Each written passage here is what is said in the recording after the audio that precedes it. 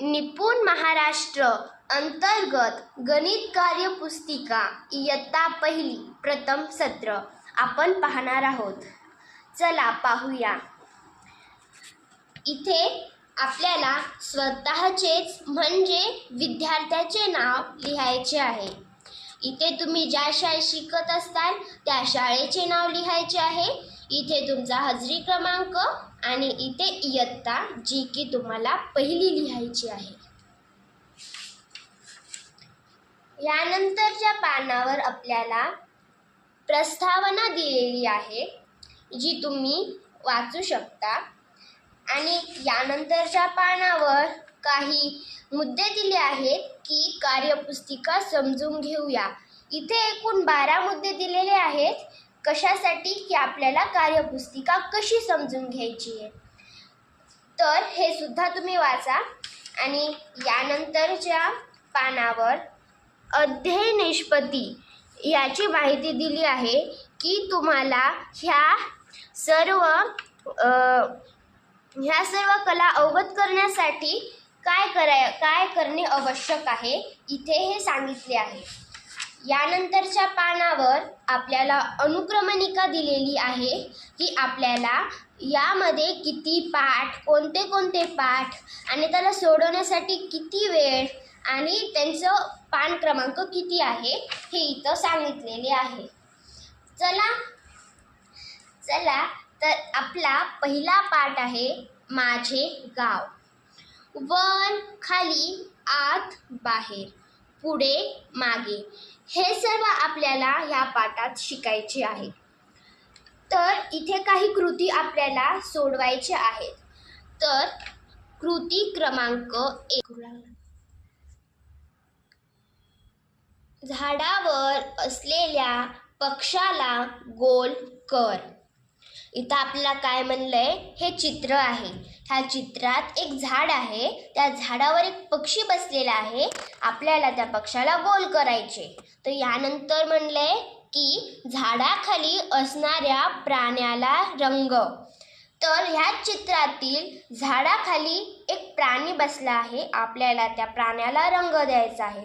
तर आधी आपण चित्र पाहूया. या चित्रात हे झाड दिसत आहे. आपल्याला म्हणलं होतं की झाडावर असणाऱ्या पक्षाला गोल करायचे. तर हे झाडावर असलेला पक्षी आहे. आता आपण ह्या पक्षाला गोल करूया.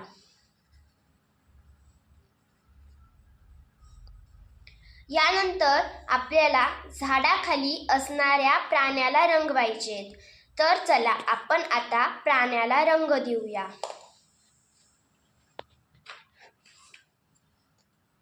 तुम्ही तुमच्या आवडीचा रंग येथे देऊ शकता आणि आपल्याला रंग खूप सावकाश द्यायचा आहे जेणेकरून आपले चित्र सुंदर दिसेल.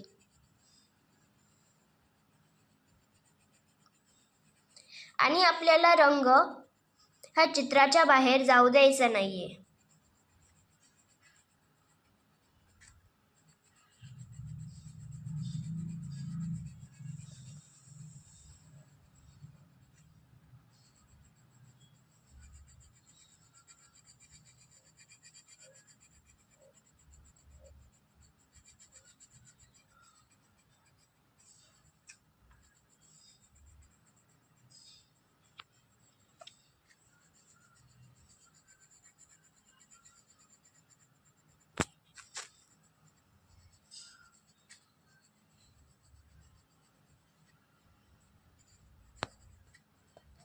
अशा प्रकारे आपण आता ह्या चित्राला रंग दिलेला आहे. आता आपण पान पलटूया. यानंतर कृती क्रमांक 1 मधील दुसरा प्रश्न आहे, टेबलाखाली बॅटचे चित्र काढ. आता आपल्याला ह्या चित्रात एक टेबल आहे. टेबल दाखवलेला आहे. त्या टेबलवर एक चेंडूचे चित्र आहे आणि त्याच्या खाली आता आपल्याला बॅटचे चित्र काढायचे आहे. तुम्हाला जशी जमते तशी बॅट काढू शकता. मी माझ्या मनाने बॅट काढत आहे. जर तुम्हाला माहीत नसेल तर तुम्ही माझ्यासारखे काढू शकता.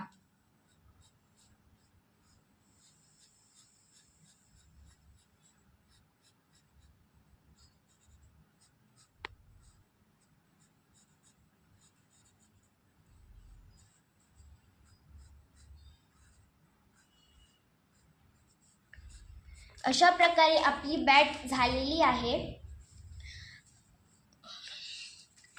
तुम्हाला जर रंग देऊ वाटला तर तुम्ही रंग देऊ शकता. चला तर आपली इथे कृती क्रमांक 1 संपलेली आहे.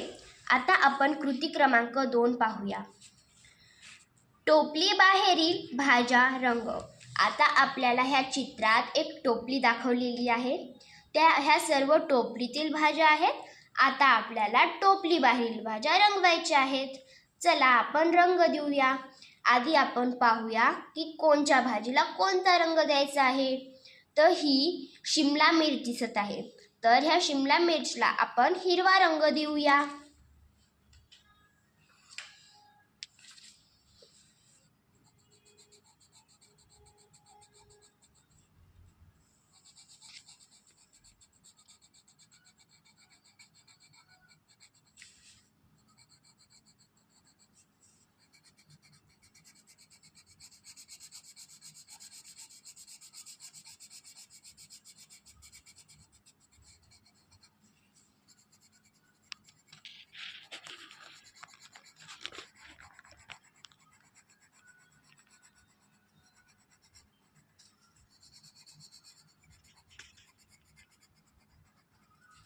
आपल्याला सावकाश रंग द्यायचा आहे.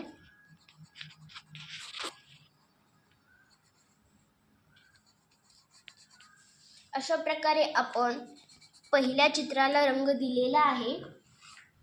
आता आपण दुसरे चित्र पाहूया. हे चित्र गाजराचे दिसत आहे. तर चला आता आपण ह्याला गाजरासारखा रंग देऊया. गाजर शक्यतो लाल असते, पण चित्रामध्ये रंगवताना आपण त्याला नारिंगी कलर देतो. त्यामुळे मी सुद्धा इथे नारिंगी कलरच वापरत आहे. तुम्ही जर तुम्हाला वाटले तर लाल रंग वापरू शकता.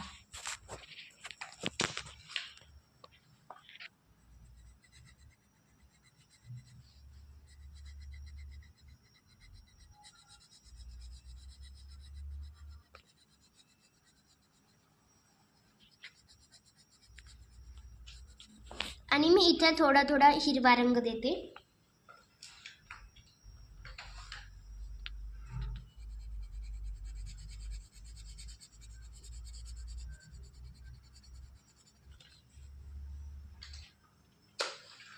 आता आपण पुढचे चित्र पाहूया. हे चित्र आपल्याला टोमॅटोचे दिसत आहे. सर्वांनाच माहिती असेल की टोमॅटो जेव्हा कच्चा असतो तेव्हा त्याला हिरवा रंग देतात, म्हणजे तो हिरवा दिसतो. आणि जेव्हा तो पिकलेला असेल तेव्हा तो लाल होतो. आता आपण इथे असे समजूया की हे टमाटर म्हणजे पिकलेले आहे, म्हणून आपण इथे लाल रंग देऊया.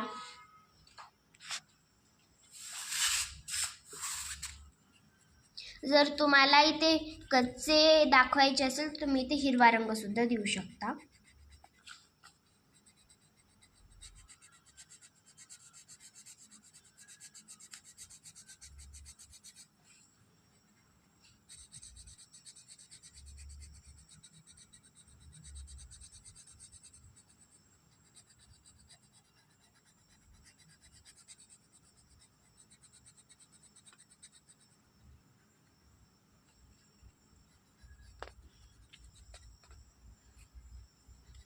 इथं पण मी थोडा हिरवा रंग देते.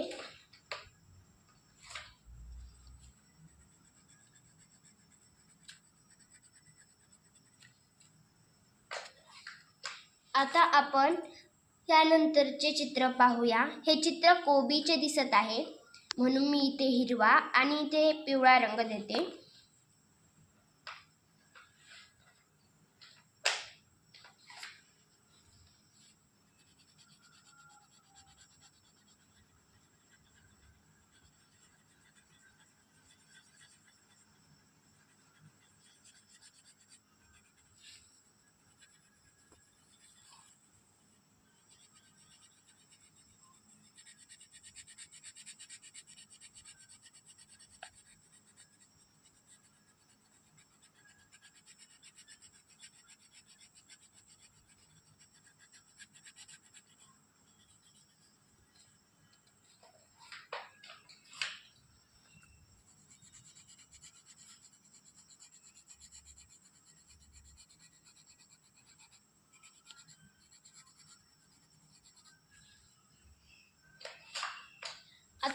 आपण एकदम शेवटचे म्हणजे 5वे चित्र पाहूया, जे की लसणाचे आहे.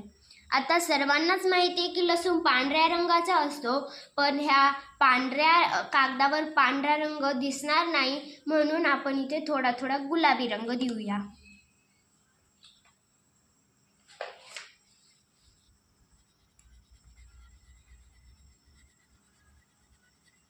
थोडा थोडा द्यायचा आहे, कारण की लसूण जास्त गुलाबी नसतो.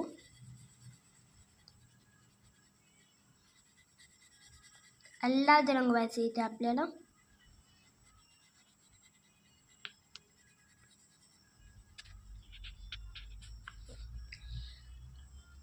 आता आपण कृती क्रमांक 3 पाहूया.